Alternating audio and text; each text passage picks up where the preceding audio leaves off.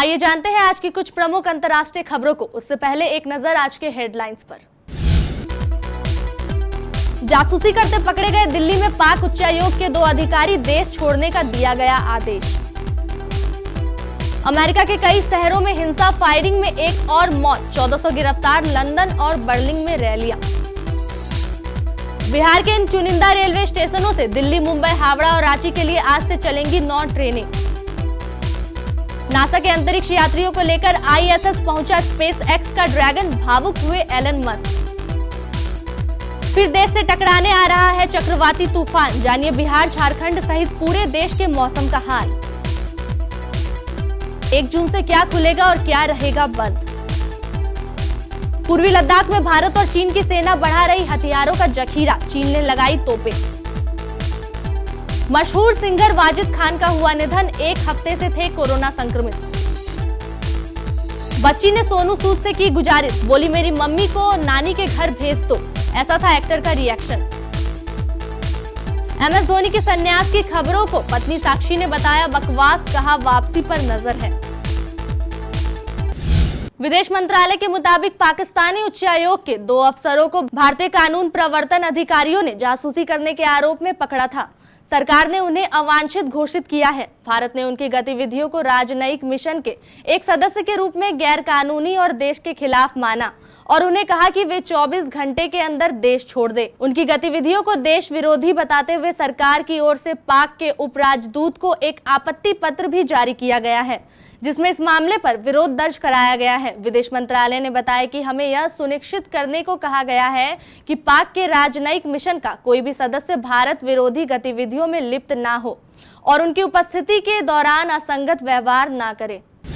अमेरिकी राष्ट्रपति Donald Trump ने कहा है कि अमेरिका घुर वामपंथी संगठन अंतिफा के इन हिंसक प्रदर्शनों में भूमिका को देखते हुए उसे आतंकी संगठन घोषित करने पर विचार कर रहा है।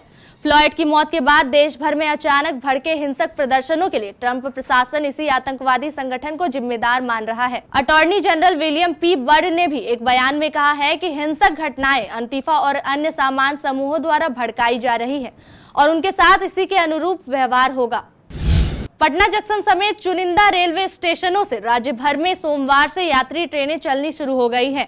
पहले दिन 7 स्टेशनों से कुल 9 ट्रेनें खुलेंगी। इसमें से 6 दिल्ली और आनंद विहार के अलावा मुंबई, रांची और हावड़ा के लिए एक ट्रेन होगी। इसके अलावा इन स्टेशनों से गुजरने वाली ट्रेनों का भी ठहराव शुरू होगा। पटना जंक्शन से सबसे अधिक 3 ट्रेनें खुलेंगी। इसमें हावड़ा रांची जाने वाली जन शताब्दी एक्सप्रेस और पटना एलटीटी एक्सप्रेस शामिल है। वहीं राजेंद्र नगर से संपूर्ण क्रांति खुलेगी। बाकी राज्य के अलग अलग स्टेशनों में दरभंगा, सहरसा और राजगीर से नई दिल्ली, रक्सौल से मुजफ्फरपुर और आनंद विहार के लिए भी 2 ट्रेनें खुलेंगी। अंतरिक्ष यात्रा के इतिहास में नया अध्याय शुरू करते हुए एलन मस्क की कंपनी स्पेस एक्स द्वारा बनाए गए अंतरिक्ष यान ड्रैगन क्रू कैप्सूल से नासा के 2 अंतरिक्ष यात्रियों को अंतर्राष्ट्रीय स्पेस स्टेशन भेजा गया। करीब 19 घंटे के सफर के बाद अंतरिक्ष यात्री आईएसएस पहुंच गए। मिशन की सफलता के बाद कंपनी के मालिक मस्क का उत्साह देखने ही वाला था। बता दें कि पहली बार हुआ है कि जब किसी निजी कंपनी ने अंतरिक्ष यात्रियों को लॉन्च किया है। मिशन की सफलता के बाद एलन मस्क दोनों बाहें हवा में फैलाए नजर आए। उन्होंने कहा कि कैनेडी स्पेस स्टेशन से फ्लोकन 9 रॉकेट में नासा के 2 अंतरिक्ष यात्रियों को सफलतापूर्वक आईएसएस के लिए रवाना करने के बाद बहुत भावुक हो गए थे। अरब सागर में कम दबाव का क्षेत्र बनता जा रहा है, जो चक्रवाती तूफान का रूप ले रहा है। उम्मीद है कि 2 दिनों में यह तूफान महाराष्ट्र और गुजरात के तटों से टकरा सकता है। वहीं केरल में मानसून के आगमन के साथ ही पिछले 24 घंटों के लक्षद्वीप में भारी बारिश होने की संभावना है। पूर्वोत्तर भारत, पश्चिम हिमालयी राज्यों, उत्तर प्रदेश, बिहार के कुछ हिस्सों, पश्चिम बंगाल, झारखंड, विदर्भ, पंजाब, हरियाणा, दिल्ली, राजस्थान, मध्य प्रदेश के पूर्वी और उत्तरी हिस्सों, रॉयल सीमा और तमिलनाडु में हल्की से मध्यम बारिश का अनुमान है। देश में कोरोना वायरस के संक्रमण को रोकने के लिए जारी लॉकडाउन को सरकार ने 30 जून तक बढ़ाने का निर्देश दिया है। हालांकि इस बार सरकार ने कंटेनमेंट जोन को छोड़कर बाकी जगहों पर मॉल और रेस्टोरेंट को भी खोलने की इजाजत दे दी है। अब 8 जून से मॉल और रेस्टोरेंट खुल सकेंगे। गृह मंत्रालय ने कंटेनमेंट जोन के बाहर क्षेत्रों को फिर से खोलने के लिए एक नए दिशा निर्देश जारी किए। ये दिशा निर्देश 1 जून 2020 से लागू हो चुके हैं और 30 जून 2020 तक प्रभावी रहेंगे। भारत और चीन की सेनाओं के बीच तनाव खत्म होता नहीं दिख रहा है। लद्दाख और सिक्किम के कुछ क्षेत्र में चीन की लगातार बढ़ रही सैन्य गतिविधियों और चीनी सेना द्वारा भारत के निर्माण कार्य में अवरोध उत्पन्न करने के इरादे से इलाके में स्थिति तनावपूर्ण होती जा रही है।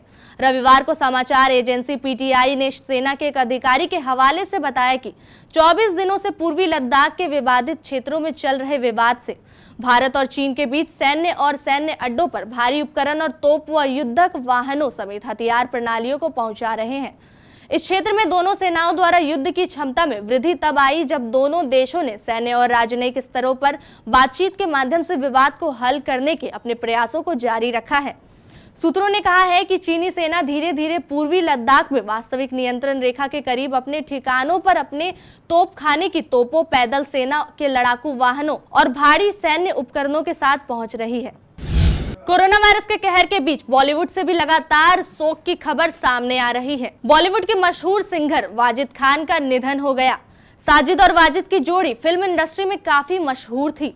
मीडिया में चल रही रिपोर्ट्स के मुताबिक वाजिद के निधन की वजह से उनकी किडनी की समस्या बताई जा रही है। किडनी के इलाज के दौरान उनका टेस्ट किया गया तो रिपोर्ट्स में कोरोना पॉजिटिव आया था। वह 1 हफ्ते से कोरोना पॉजिटिव थे।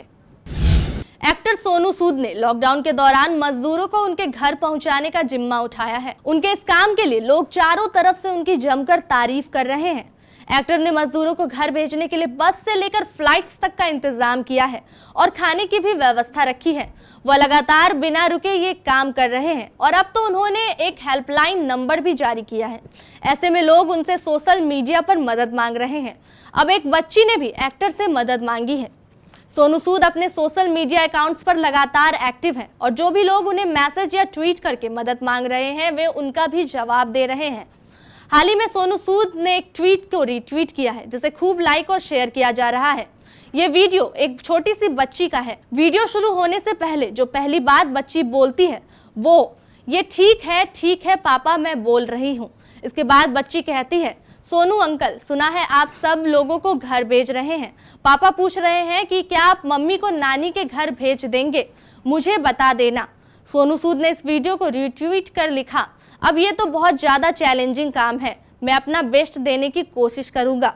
इसके आगे सोनू ने शैतानी वाला विंक इमोजी भी बना दिया। सोनू द्वारा रीट्वीट किए गए इस वीडियो को तमाम लोगों ने लाइक और शेयर किया है।